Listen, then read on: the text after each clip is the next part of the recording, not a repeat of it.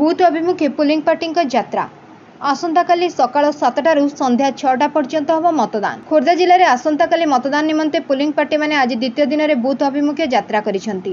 ଭୁବନେଶ୍ୱର ମଧ୍ୟରେ 200ଟି ମତଦାନ କେନ୍ଦ୍ର ଥିବାବେଳେ ଭୁବନେଶ୍ୱର ଉତ୍ତରରେ 254, ଏକାମ୍ରରେ 237ଟି ବୁଥ ରହିଛି। ଭୁବନେଶ୍ୱର ମଧ୍ୟରେ 2,19,171 ଜଣ, ଭୁବନେଶ୍ୱର ଉତ୍ତରରେ 2,85,740, ଏକାମ୍ରରେ 2,69,194 ମତଦାତା ରହିଛନ୍ତି।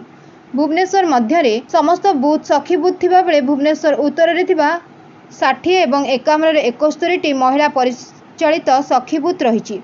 ଏଗୁଡ଼ିକ ମଧ୍ୟରେ ଭୁବନେଶ୍ୱର ମଧ୍ୟ ନିର୍ବାଚନ ମଣ୍ଡଳୀରେ 32ଟି ଅତି ସମ୍ବେଦନଶୀଳ, 4ଟି ସମ୍ବେଦନଶୀଳ, ଭୁବନେଶ୍ୱର ଉତ୍ତରରେ 27ଟି ଅତି ସମ୍ବେଦନଶୀଳ, 4ଟି ସମ୍ବେଦନଶୀଳ ଏବଂ ଏକାମ୍ରରେ 29ଟି ଅତି ସମ୍ବେଦନଶୀଳ ଓ 3ଟି ସମ୍ବେଦନଶୀଳ ମତଦାନ କେନ୍ଦ୍ର ରହିଛି। ଉକ୍ତ ବୁଥ ମଧ୍ୟରେ ଭୁବନେଶ୍ୱର ମଧ୍ୟରେ 119ଟି, ଭୁବନେଶ୍ୱର ଉତ୍ତରରେ 149ଟି ଏବଂ ଏକାମ୍ରରେ 137ଟି ବୁଥରେ ୱେବକାଷ୍ଟିଂ କରାଯିବ। ଗତକାଲିର ବଳକା ଥିବା ଜୟଦେବର 72ଟି ବୁଥ ଏବଂ ଜଟଣୀର 76ଟି ବୁଥର ପୋଲିଂ ପାର୍ଟିମାନେ ସେମାନଙ୍କର ବୁଥ ଅଭିମୁଖେ ଯାତ୍ରା କରିଛନ୍ତି। ଆସନ୍ତାକାଲି ସକାଳ 7 ଘଟିକାରୁ ଅପରାହ୍ନ 6 ଘଟିକା ପର୍ଯ୍ୟନ୍ତ ଜିଲ୍ଲାରେ ମତଦାନ ହେବ। ଏହାପରେ ଭୁବନେଶ୍ୱର ଲୋକସଭା କ୍ଷେତ୍ର ଅନ୍ତର୍ଗତ ଉକ୍ତ 5ଟି ବିଧାନସଭା କ୍ଷେତ୍ରରେ ଇଭିଏମ୍ଗୁଡ଼ିକୁ ବିଜେପି ସ୍ୱୟଂଶାସିତ ମହାବିଦ୍ୟାଳୟସ୍ଥିତ ଷ୍ଟ୍ରଙ୍ଗ ରୁମ୍ରେ କଡ଼ା ସୁରକ୍ଷା ମଧ୍ୟରେ ସୁରକ୍ଷିତ ଭାବେ ରଖାଯାଇ ଆସନ୍ତା 4 ତାରିଖରେ ମତଗଣନା ହେବ।